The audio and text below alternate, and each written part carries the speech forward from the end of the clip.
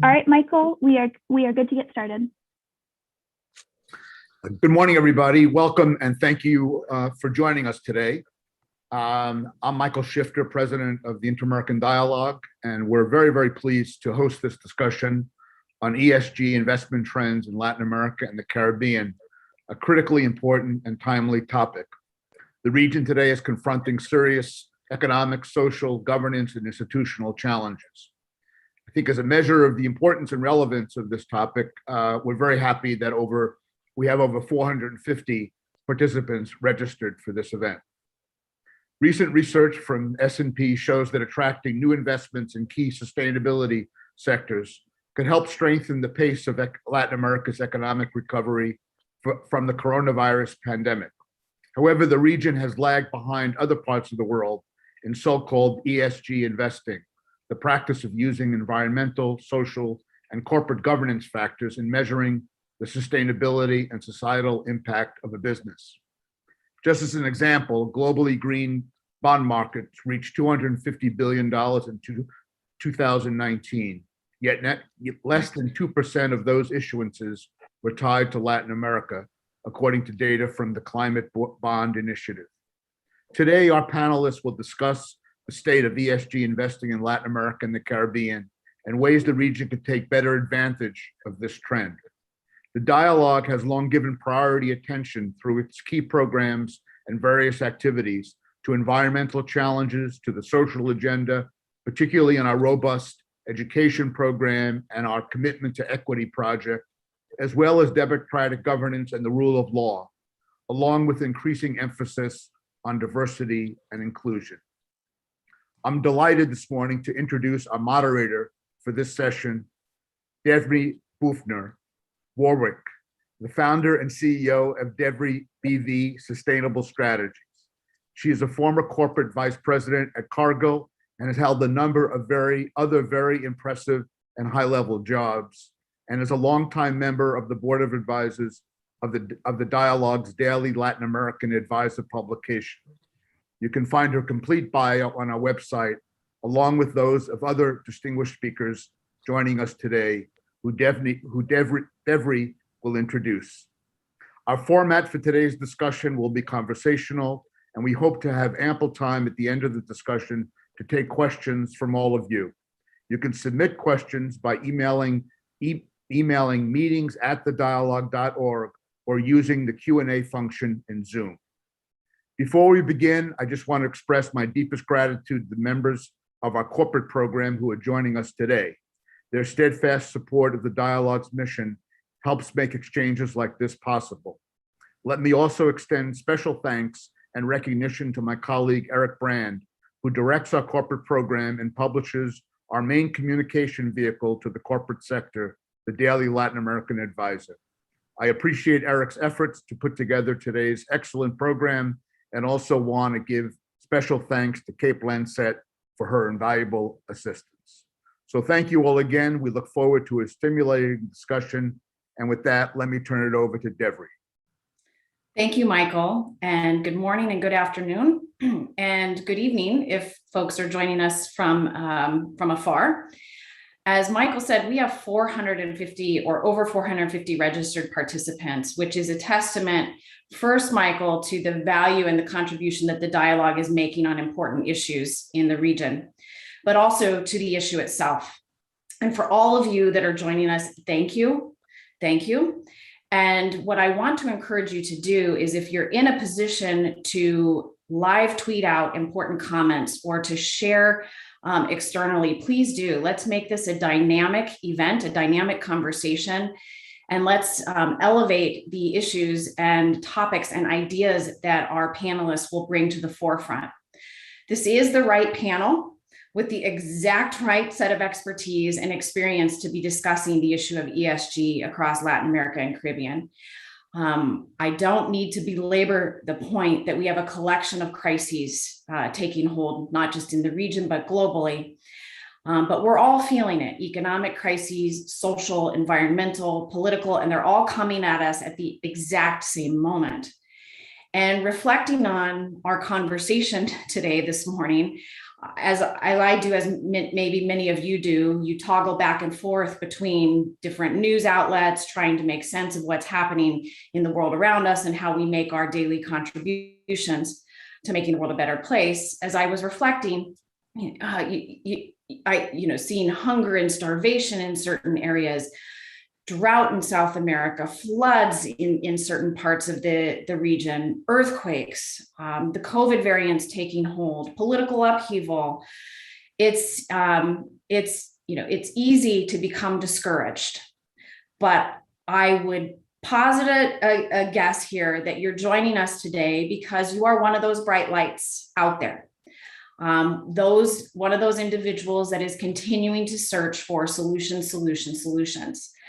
And in all of the media this morning, there are those positive bright lights. You see it coming at us through LinkedIn and other places where companies and individuals and leaders and organizations like the Dialogue are contributing to addressing these multiple crises. And we will talk about that today, ESG and sustainability. And we will make it a very tangible and practical conversation on what we can do together collectively to address the opportunity and the challenges in the region. I'm excited to introduce our panelists. We have some phenomenal experts and practitioners in this area. We have Andrea Bonim-Blanc, who is CEO and founder of GEC Risk Advisory and Global Governance, risk, ESG, ethics, cyber, and crisis strategist, serving a broad cross-section of business, nonprofits, and government agencies.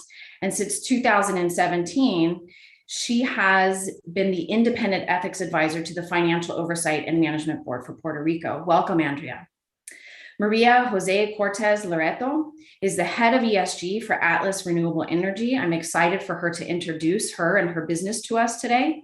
She leads environmental and social governance aspects of Atlas's projects across Atlas and is responsible for the investment approach and the diversity and inclusion programs applied to construction projects and communities. And she's been leading the Women in the Workforce program, training and employing 700 women and raising the bar on an average of 2% of women in the workforce renewables industry to 15%.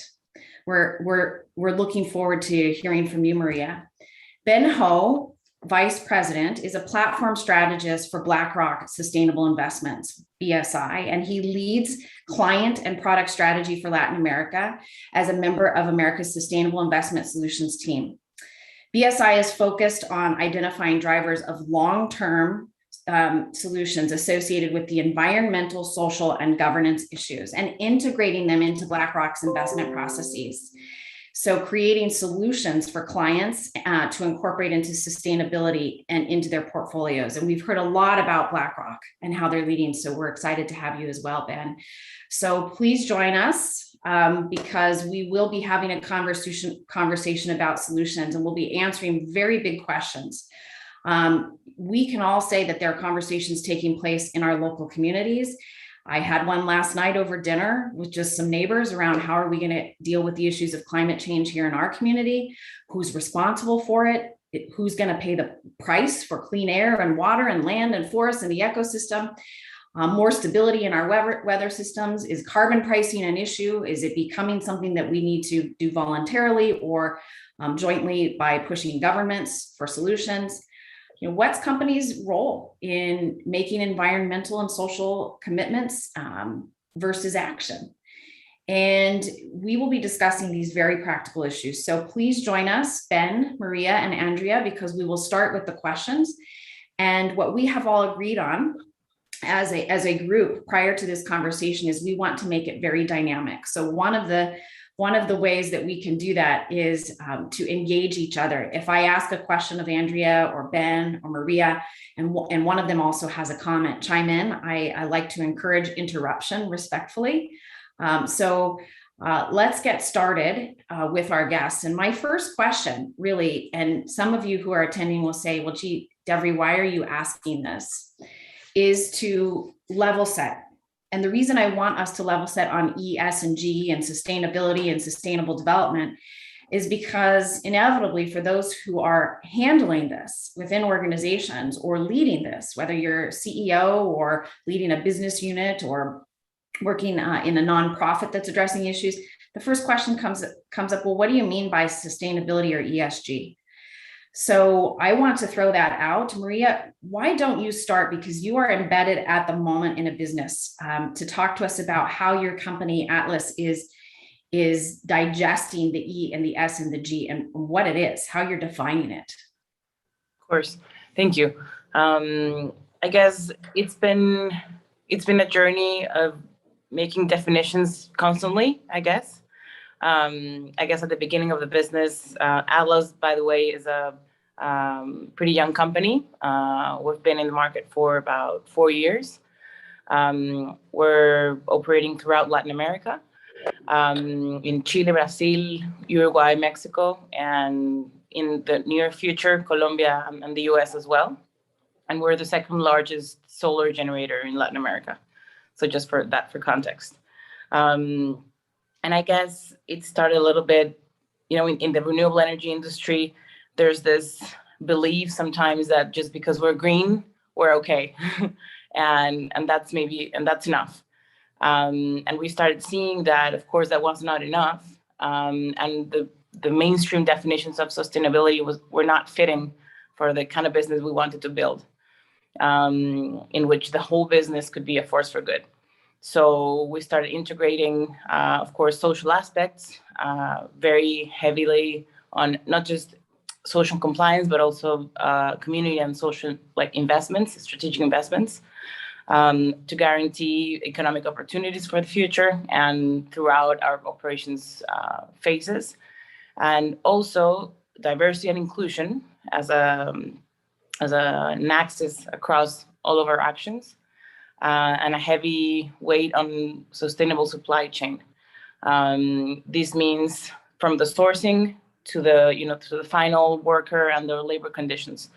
So I guess having this holistic view of the environmental issues, the economic issues, the supply chain and labor, and how do we source, plus having a diverse and inclusive perspective is what we have built until now. And I do think it's going to be different for each business. It depends on if you're on mining or other type of infrastructure or highways and road building. But I do think there's some trend there. And the topic that brings us here today, which is financing, I guess, or my intuition is that there's a growing trend in seeing sustainability as a more broad and a more holistic comprehension of our world. Excellent. Ben, do you want to jump in based on Maria's last comment around financing? There's been a lot of talk about BlackRock being a leader and BlackRock setting expectations. Can you help us understand how BlackRock sizes up the ESG, sustainability, sustainable development conversation with your clients and governments? Yeah, absolutely. And hello, everyone. Thank you for the time and the opportunity to speak with all of you today. I would say, we at BlackRock, from a global investor's perspective, we'd agree with Maria, I think 100% on her definition of ESG. But I'd reframe it from, the investor's perspective versus the operational perspective, because, the one thing about sustainability is that it means a lot of different things to a lot of different people, depending on who you are, what business you're in, if you're in government, and so on. So the way that we define sustainability and sustainable investing is essentially we're taking the best aspects of traditional investing, but we're properly incorporating the non-financial insights that are provided by environmental, social, and governance, right? So really what we're trying to understand is what are the non-financial risks associated with, say, securities or company valuation or investment risk, and finding that really ES and G are true drivers of company performance and of financial risks. So that's really the perspective we're coming from, right? As a global investor, primarily as a fiduciary to our clients, where we're responsible for delivering the best possible, it's called risk-adjusted returns to clients, is that, through all of our research and through, our evaluation of how the world is changing, how the policy is changing around climate change, around increasing focus on stakeholder economics, is that these are issues our clients need to focus on, and therefore these are clients that are issues that we need to focus on. And so that really drove this focus in BlackRock. And you've probably seen in the news or letters from our CEO that sustainability is our new standard for investing. That we think all clients, if they, given the choice, should make a sustainable investment their default or their chosen option. And it's precisely because it takes into account all of these, truly material risks in portfolios. So as far as our engagement, we've made a lot of investments throughout our company around ESG integration across 100% of our active strategies, across really significant investment in our sustainable investment platform to try and make sure that all clients have the opportunity to have that sustainable option. And lastly, you talked about interaction with governments and policymakers. We've been pretty forceful and quite clear with regulators that we think there are quite a few new policies that need to be put in place. I know when we speak about financing specifically, we could talk a long time about this, but specifically we're focusing a lot on company engagement and trying to improve what we'll call the ESG data landscape in order for investors to better understand ESG risks and non-financial risks that the world is focusing on. We actually need companies to disclose and disclose in a way that isn't, say, just paying lip service or checking a box in an annual report, but provide clear clear data really on their performance on ESG issues. So that's our high level view and our thesis for sustainability. But just one of the actions we're taking on the company engagement side as well. Well, I appreciate that, and I want we're going to come back to a couple of the topics you raised, including policy risk as well, viewing it through the lens of risk and opportunity. Before we go to Andrea, I do want to point out for our guests, you heard the seamless use of ESG and sustainability. I would also throw in sustainable development, noting the United Nations SDGs. And the one message I'd like Andrea to help us understand, because you've been on the inside of all of these companies. Does it help us or hurt us that we're talking about it, in all these different ways? Or today, can we settle on the fact that it's a comprehensive approach to how a company looks at its environmental, social, and economic integrity within its business? I'm just wondering, because I know being on the inside, sometimes you get tangled in, well, no, it's this, but it's not that. It's environment, but it's not. You go do all the social stuff over here with the community. What are your thoughts on that, Andrea? We could spend a day on this topic because there is such a tangle, as you said. And just for context, I've been doing ESG by any other name for the last 30 years, give or take. Right. On the inside with corporations that I was a senior executive where I was in charge of risk and general counsel and a few other things. But I ended up having responsibility for environmental health and safety for a power company, for example, with holdings all over Latin America and other parts of the world. So I have the insider's view. And for the last 8 years, I've been an outsider helping the insiders. So I have my own consulting business where I help strategic thinking on these issues.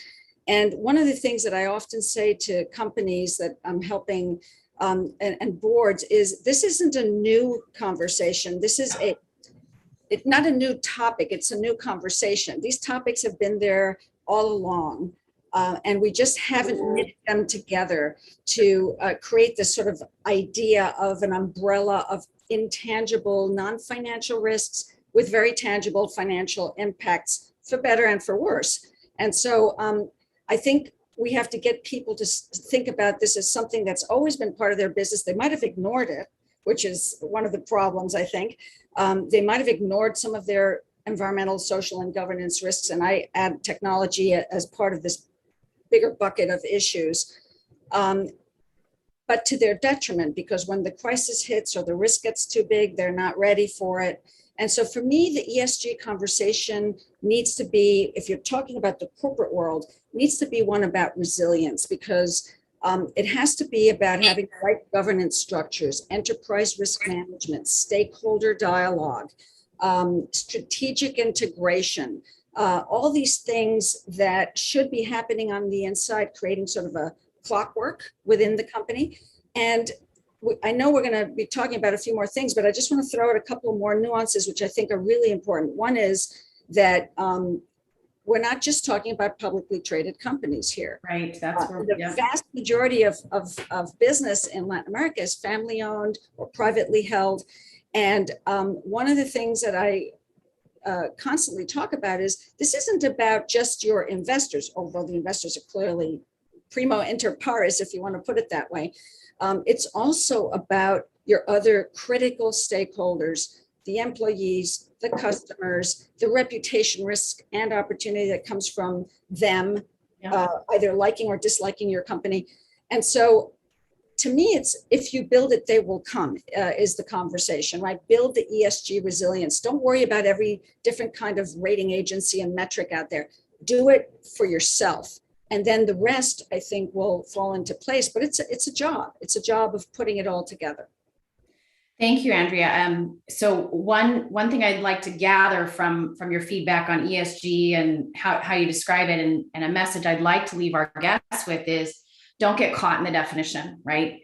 This is really about bringing together, Ben, you talk about risks. I too have been on the inside of a company managing these issues, and it's often hard to wrap brains around opportunity, right? But I have found that if you approach it from the risk standpoint, all of a sudden, oh, gee, okay, so it's a risk we need to mitigate. But the point here is for all of those who are interested in, you're either leading it or thinking about how we implement it, don't get caught in the definition. This really is about taking a stock take of your risk universe and also the opportunity, trying to figure out how to measure that and then prioritizing its relevance. I wanted to jump in, Andrea, because you mentioned, the context of private versus public in Latin America. And that is one definite and obvious difference in trend in Latin America. Can we get kind of a set of what we are seeing as trends that need to be addressed or that are being addressed in the ESG context across Latin America?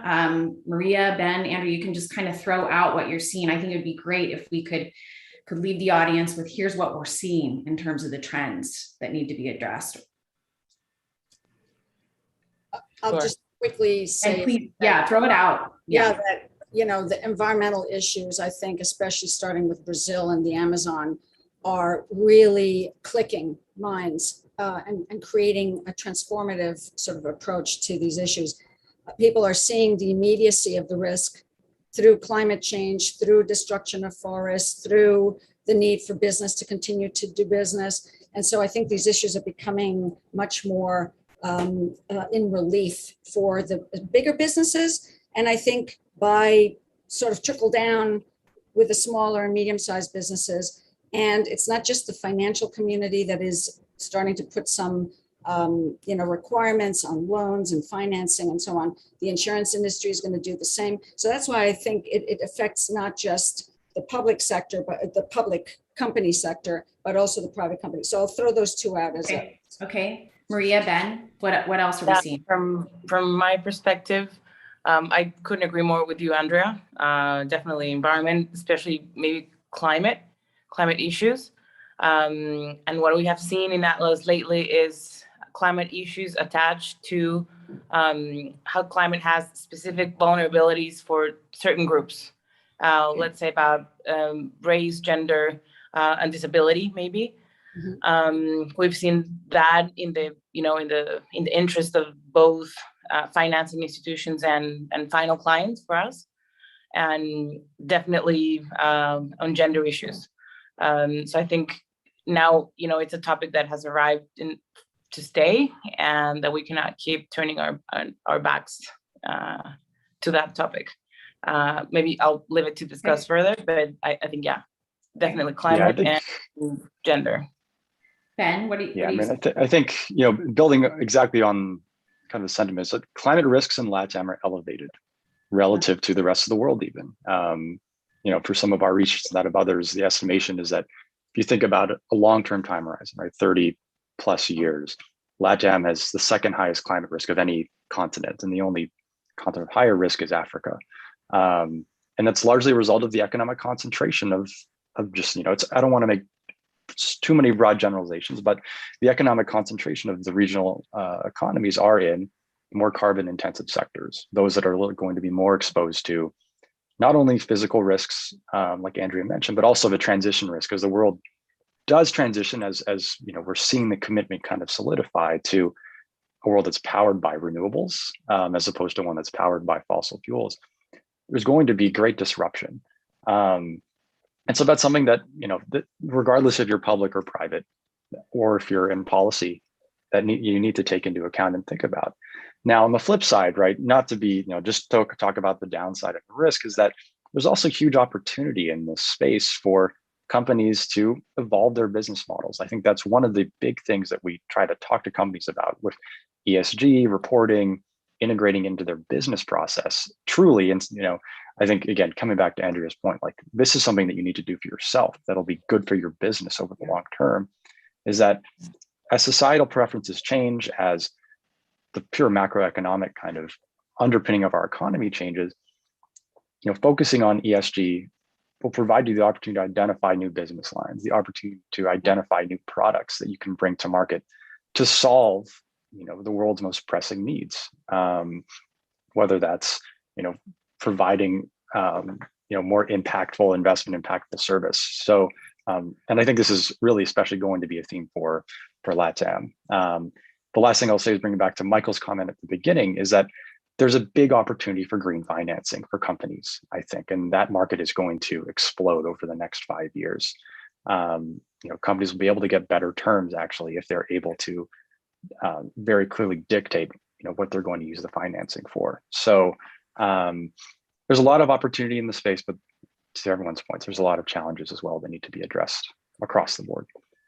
So let's, I'd like to, yeah, go ahead, please. Yeah, thank you. Now, just maybe because there's something Ben mentioned that that I wanted to address is there's a lot of opportunity for like I guess ESG financing. What we have seen and I'm seeing personally is this, like ESG financing ecosystems that are growing, in which there's, the developers as us, the company that I represent, plus, the financial institutions, the banks, specifically we've been working heavily with IDB Invest, and then our funds or pension funds that are more interested in this trends as well, and the final clients. So it's an ecosystem in which we're seeing that the actual owners of the money can be the ones that push certain trends and certain topics as priority. And I guess it depends on the way they're doing it, and companies as us take those. Rather that can be a virtuous circle or a vicious circle. Once we take that to the EPC companies, the operators, the subcontractors, and all the folks that are actually doing the work, and that we measure the performance from. So I guess I'll just leave that on the table, building this ESG ecosystems. If I could for just, financing. Yeah, keep going, Andrea. to put the cherry on the cake, so to speak, a topic that I keep coming back to over and over again, and it's probably because I'm the oldest person on this panel, and I've had a lot of fights over the years and other sort of challenges, is that it really always goes back to who is your CEO, who's on the C-suite management team, and what is your board doing?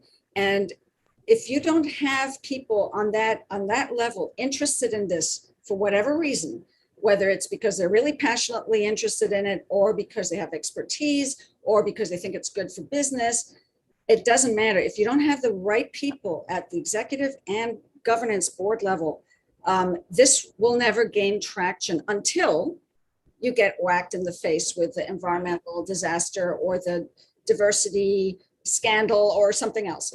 And so I always go back to thinking about, especially with the family businesses and the privately held businesses, they feel like they're kind of a little away from the limelight, let's say, compared to the publicly traded companies.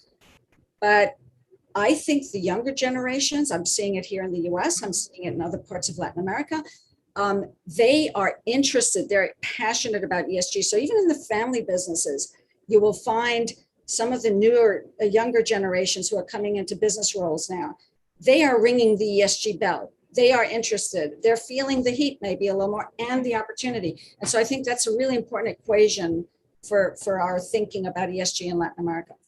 That's an important contribution because, and also the younger generation, but also the employees, right?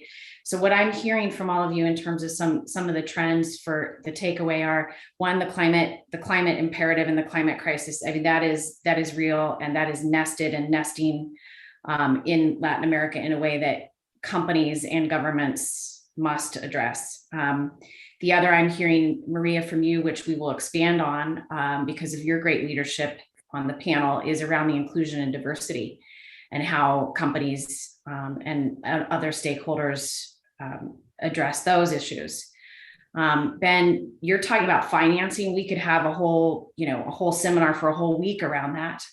And then this notion around leadership that I'm hearing from you as well, Andrea. So let's dig into one of these topics here. And because I want to make this also practical. And one of the areas where there's big opportunity across Latin America is around the leadership.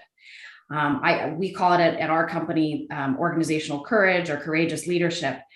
And so where we have this trend of maybe leaders who have the intent within the company to do the right thing, but we also don't have the G as much, the compliance, the governance, lack of boards.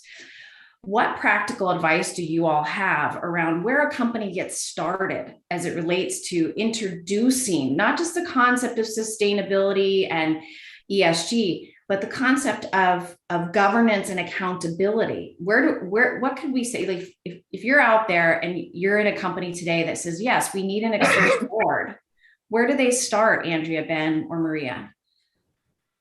Well, I'll just jump in because this is what I do all day long, basically, talk to boards. And I think it starts, again, if it's a family business, frequently they don't want to deal with independent directors. But I think it's one of the best things that a privately held company can do. Publicly held companies have obligations under their stock exchanges, et cetera. So they're kind of ahead of the game with governance because they have to or because they like to.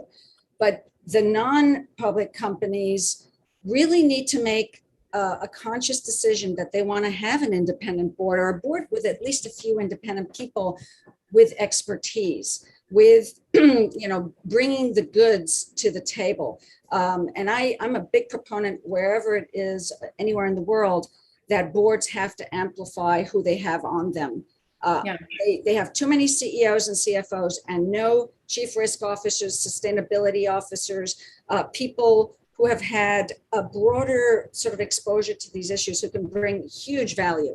Just like the diversity issue brings huge value to boards, this other sort of set of skills and talent, it's not just going to help you with the risk management, it's going to give you open doors to new opportunities. There are studies out there from McKinsey and Catalyst and others that show that companies that have diverse boards from a variety of points of view actually are more profitable and grow quicker and have better risk management. So I could talk about this for days, but I think I'll stop because I don't want to take anybody else's opinion time. But this is, to me, critical. Yeah, I think, to echo all those comments, I think we'd agree 100%, especially for emerging markets for LATAM, that governance is, frankly, the biggest challenge for public and also for private companies.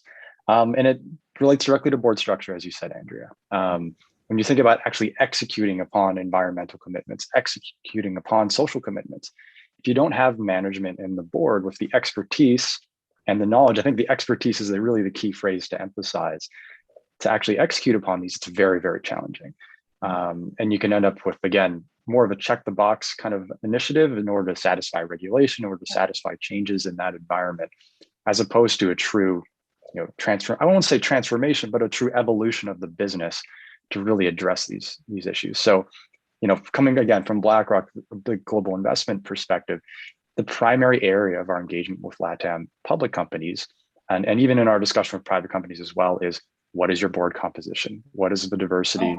Is there someone that's dedicated to sustainability issues. Because if you don't, then it brings into doubt, frankly, from our perspective, your ability to execute upon this. And the last thing I'll say, again, we could talk about this all day, is that when we examine, what we'll call material ESG issues across the globe, corporate governance, board diversity is something that is material to all businesses, regardless of sector, regardless of geography. So this is a very, very common theme, and it's something that's heightened in LATAM. So I knew this was going to happen. We were going to have so many things to talk about and not enough time, but I want to give a practical nugget here. Ben said, you ask, what is your corporate governance? What is your board structure? What kind of diversity? And do you have sustainability, some sort of leader or structure in place? So that's a really practical place for companies to start, is ask yourself that question in Latin America.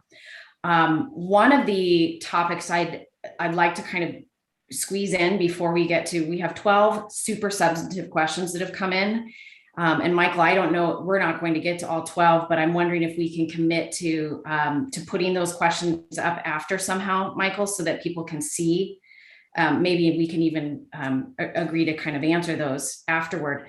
But one of the big issues we need to talk about across the region is individual countries and how their mindset and their policies and their laws and their regulations are addressing ESG, not versus, but in addition to regionalization of ESG. Do you have any views on countries that have sort of best practices in place? And also, is regionalization a way to expedite some sort of regional coordination on ESG across governments, a way to expedite the change in the private sector?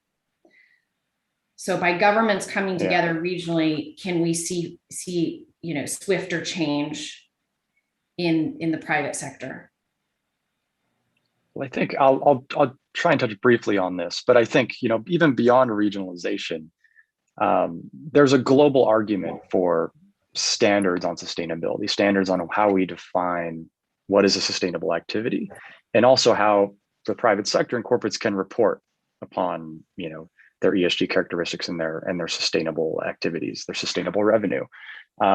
Because and why is that helpful, right? Because it provides a level playing field, level kind of concept for comparison for investors, but also for stakeholders and for regulators. So we would make the argument as a global investor that we would like to see this globally, and that's why we've put our support behind SASB and TCFD, that some widely accepted global frameworks. And from the LATAM perspective, we were definitely supportive, especially when we think about regulatory policy, because again, it provides that framework for global investment. So that's high level argument. Love to hear Andrea. Can I be really edgy? Let me be really edgy with you all for a second on this. Yeah. So if we gathered all the presidents and cabinet members from the Latin American and Caribbean countries, would they be able to have a conversation around what ESG? I mean, how much is this in their their discussions, and how well versed are these governments on the ESG imperative? If I could just jump in, because I think we're talking about the Latin American and Caribbean region, but the US is just catching up with Europe. Oh yeah, it's not meant to be. No, yeah. What I mean by edgy is I know what you mean. I know what you mean. And I think there's a lot of obstacles. There has to be first a will to do within the country, right? And I think we're seeing that in the US finally, that the SEC is looking at these things. So there has to be that first, and a dialogue between local business and government about these things, because one of the dangers, especially when you're not very savvy about ESG, and ESG is a big sort of tsunami of stuff right now. So if you're not too tuned in, you can't even find metrics that everybody agrees with. So I think it's going to be a period of a few years before we get to the SASB, TCFD, and others that might become the accepted principles and metrics. But then the businesses and the governments have to talk locally. Yes, I think regionally there has to be some effort as well. But the danger as with any kind of regulatory stuff is that it's a regulation that's not appropriate because it's off the mark, or it doesn't, or it's written by people who aren't extremely versed in these areas. So there's always that danger with regulations, but I think regulations are really important to put fire under businesses, especially with the greenwashing that's going on and some other things. So it's an ongoing thing, I think. Okay, sorry, Ben, I didn't mean to interrupt, but we just don't have so much time, and we should talk about this quite a bit going forward. What is the right, political infrastructure among governments, within governments, to interface with businesses on ESG? We prepared last week for this discussion, and one of our themes that came up was localizing versus. So if you're a local business operating in a community in Latin America and Caribbean, what does it mean? I mean, we've got some of the larger multinationals or even the multi-Latinas that are digesting it, they're reporting, they've got embedded programs internally, they're engaging. But we've also realized that these are very local issues. So how do small and medium enterprises, and Maria, maybe you can start here, where do they start? And are we seeing a trend in Latin America, or in a given country in Latin America, that it's the small and medium sized companies saying, look, we're going to lead on this? You mean lead on the specific ESG issues? Yeah. What is it for local, small and medium enterprises that are not the ones that have all the resources, but they're facing the local pressure? I think those are the ones with the most pressure, of course. But at the same time, there's sometimes lack of resources. Some of these companies that you're talking about, some are maybe family owned. Maybe they don't have, these boards that Ben was mentioning, diverse boards with someone in charge of the sustainability issues. So I think that the pressure, it's on them mostly. But I do think there's definitely a growing thing of Latin American companies becoming more relevant. This is my perspective, right? In terms of being able to do a business in a different kind of way. And I think specifically Atlas, which is the company that I know, that I work for, I know we're across LATAM. We're not a very big company in terms of number of people, but definitely, there's lots of innovation in terms of the way we finance projects and to the place that we've come in terms of ESG. And I know we're kind of helping raise the bar for other companies to follow. So we have hope on that. That's the idea. I think I mentioned to you guys in some other, when we were preparing this forum, there's no point in doing the right thing if we don't guarantee that other people will follow you. So for us, that's very relevant. And I wouldn't, I do think, of course, the bank or the financial institution you partner up with becomes very relevant for us as a maybe medium large company to be able to bring on board all the rest of the ecosystem, because when you want to make things material, to actually perform things and get the ball rolling, that's when you face with small companies, local companies from everywhere that we build projects, and that's where the thing gets a little bit stuck. The local standard might be not as high, so we might be financing with IDB or with any other commercial bank. We might have a very big client that's very interested in having this added value to their supply chain.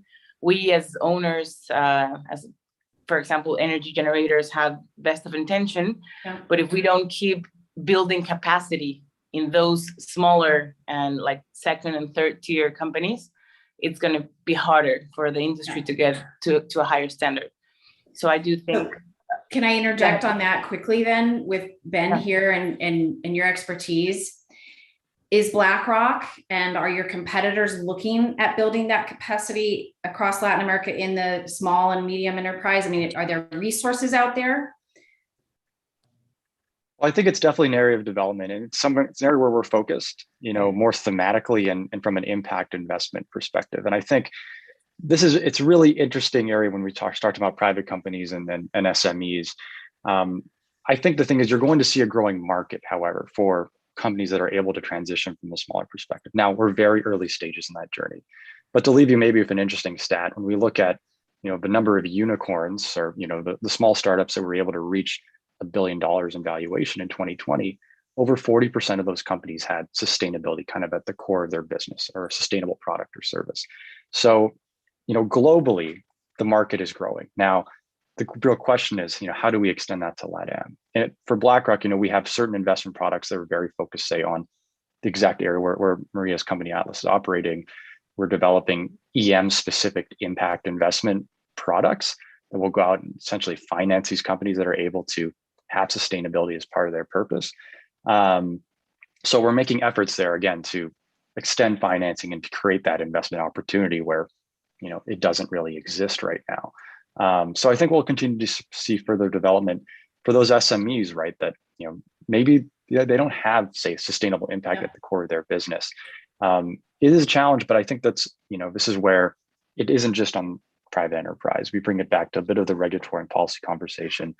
There's areas, really probably easy areas, where policy and regulation can create better conditions for SMEs around whether it's preferred financing, or whether the terms of that are changed to make essentially the business case easier for that transition. Yeah, I appreciate you saying that, Ben, because what's on my mind as you're all talking, and for all of you who are listening, if you're grappling with, gee, I'm a small or medium enterprise, where do I go? One of the obvious opportunities I see in local communities across the region is to find each other through maybe local chambers of commerce or local business associations or industry associations, and have that conversation around the issue, but also the resources that you're needing, and then surface that to different stakeholders like the BlackRocks and others, IADB and others, because if you're having the challenge, so are the other businesses, maybe not even in your industry, but coming together around a shared agenda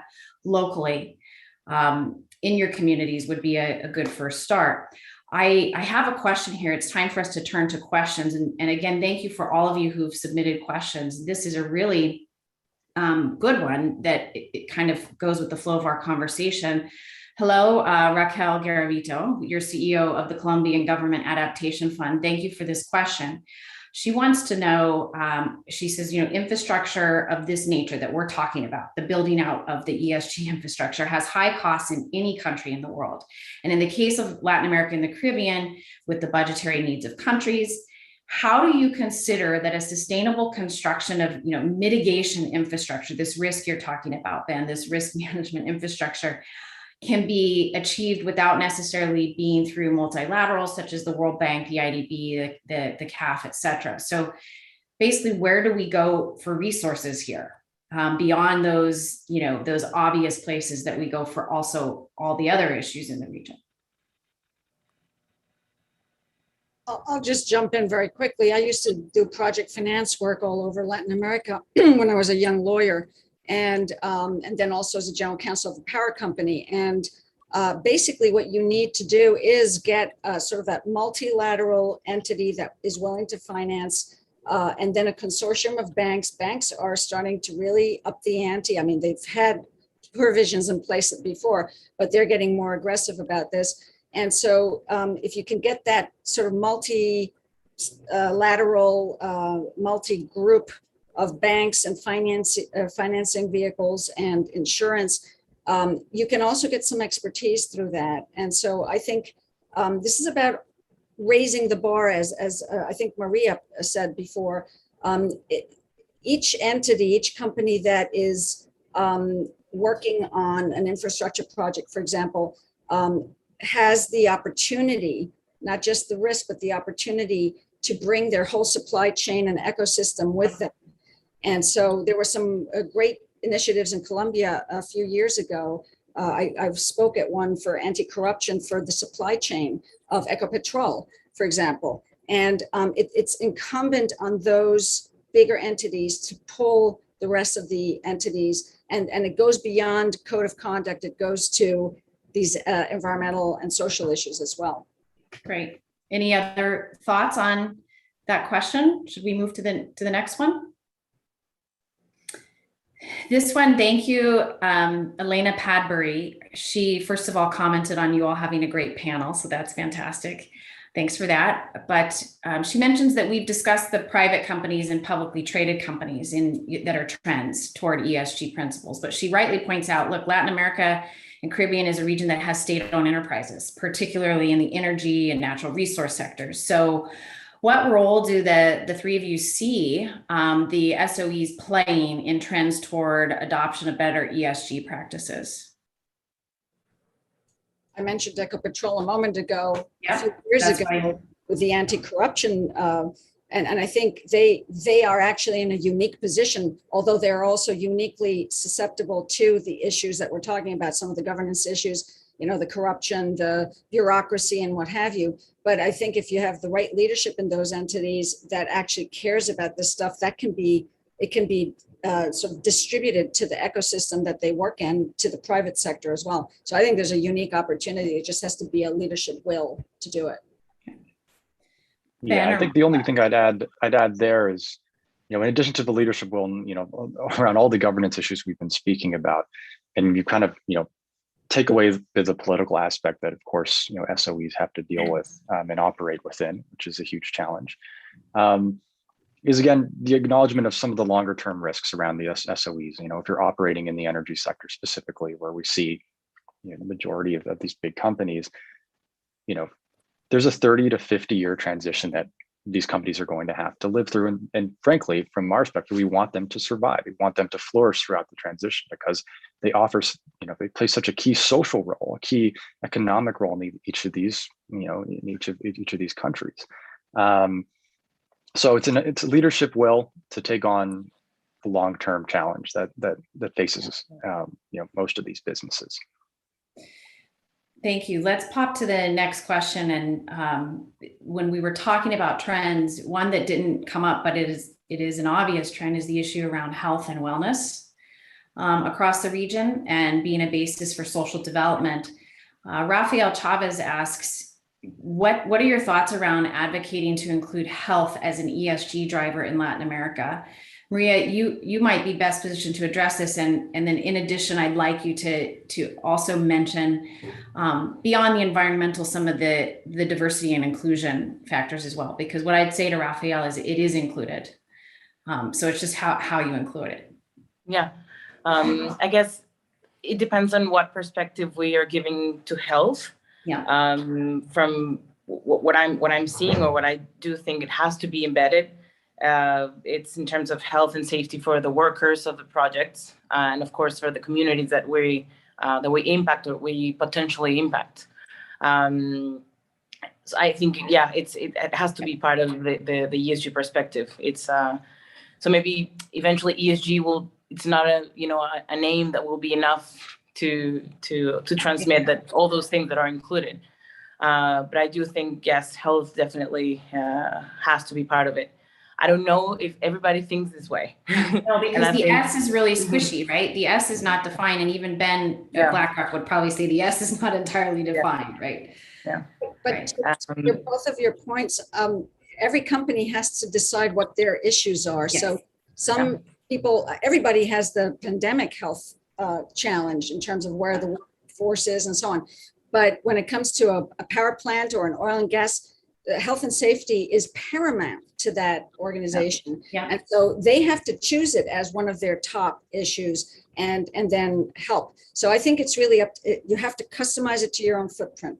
Yeah, I have a thought on that too, but let's get Maria. Why don't you give us some, the practical example of where you're focusing in on the S, and that might help, think through the health part of that. Sure. So yeah, on the S part, we've been focusing a lot on diversity and inclusion, specifically in terms of gender issues and race issues. And what we are doing is actually speaking about investment trends, we designed something that's called blended finance loan with the IDB. So we established certain milestones to deliver with many of our projects that are being built and they're under construction as we speak. And I would like to add another question that came when we were organizing the forum was, okay, how can we transmit to everybody that's going to be listening? Also, what are the benefits of incorporating ESG investing? Like what is in terms of business making? What can we do, or how can we see diversity and inclusion as something that actually brings value to the business, and not just because it's the right thing to do, but that actually could be something that brings economic value to the business. And so I think this blended finance loan that had a diversity component, I can see it easily having a health component or a gender plus health component. I can see it happening, of course. And so what the IDB has been offering is this blended finance structures for projects, in which if we deliver certain milestones at the end of the project, many of our taxes, or a big percentage of the taxes, I'm sorry, that come from the loan, will be removed from paying back the loan. So just going back to health, I can see that happening, and I think these forums are good just for companies to share what has worked, and for others to be like, hey, we might reach out IDB and see if that's feasible. Question for you, Maria, on this. Does your company use the Sustainable Development Goals as a lens through which to think about your S? Yes. Okay. I'm sorry. No, please. Well, it's helpful to know. One thing I'll mention to folks is when we started this conversation around what is ESG, sustainability, sustainable development, if you're looking at it as kind of a seamless conversation, a really good resource is to go to the United Nations Sustainable Development Goals and start to look at which ones, read a layer below, which ones actually apply to your business. Not just the business you're doing, but also in terms of impacts. And in there is health, in there is diversity and inclusion, right? In there is gender equality. So it's a really nice framework for businesses to use to begin to discuss that. I would like, just to jump in really quickly on this point around SDGs, and it's a great conversation because we're so often sustainability, we just talk about climate because it's the big global issue, but SDGs provide a really interesting framework for businesses, not only from an internal perspective, but also from an external perspective. How are they interacting with stakeholders? What are their products and services? And one of the things we've identified in just very recent research we published is that we found SDGs are actually really material indicators for investors, such that if you're investing in companies that have purpose, that have this sustainable outcomes as part of their business, that in itself is a good investment from just a purely financial perspective. So there's a lot of opportunity here for companies to think about SDGs, to think about sustainable outcomes as actually, a true driver of business performance. I so appreciate how this ended. We have 2 minutes left, and we're going to need to turn it back over to Michael. But that is a really practical bit of advice that we can leave our guests with, which is the SDGs are relevant. When they first came on board, I thought, gee, this is the best marketing campaign ever, because first of all, it's something that we can all wrap our brains around. And it really does work for someone who's tried it to bring in sustainable development into a large global organization. At first, it may look like a bunch of Crayola crayons and colors and panels, but really, when we dig deeply into those, it allows companies to have true conversations around, gee, hey, we're doing well here, but we're not doing so well here. And it allows you to bring the ESG into the business strategy discussion. So Andrea, Maria, Ben, thank you so much. I know that you will probably have a lot of follow-up from the guests. And Michael, I'm turning it back over to you. Great. Thank you so much, Deborah. And this has really been an incredibly fascinating and rich discussion, I think, both at the conceptual level, but also at the practical level. about things that can be done and that are being done. And also very, very balanced in terms of being clear-eyed about the risks, but also identifying the opportunities. Those opportunities really need to be taken advantage of by all the critical stakeholders in the region. I think we can be very honest in saying not enough is happening. But this is clearly the trend. And I think if Latin America wants to recover from its current situation, economically, socially, I think these SDGs are absolutely fundamental. And so I think spreading that awareness and trying to get more people on board is absolutely critical. And I think this event was very, very helpful in that. And clearly there are a lot of questions that we didn't get to, which makes a strong case for continuing this conversation and pursuing some of the very, very important issues that have been raised that have just been kind of scratched the surface, but that we need to go in greater depth and detail. So I want to thank Devri for her superb moderation and sharing her insights and expertise, and also to Maria, Jose, and Andrea, and Ben for their excellent, thoughtful contributions, and also for your great insights on this question. And we'll be coming back to you to continue this conversation. I want to thank again all of those who participated and for all your questions and comments. Sorry we couldn't get to all of them, but we'll get them out and respond and continue the conversation beyond this event. And again, a final word of thanks to Eric and to Kate for all of their help in putting this together. So everybody, thank you again, and stay well, and continue to see the dialogue events on these and other issues will continue as we continue our very active program. So thank you all.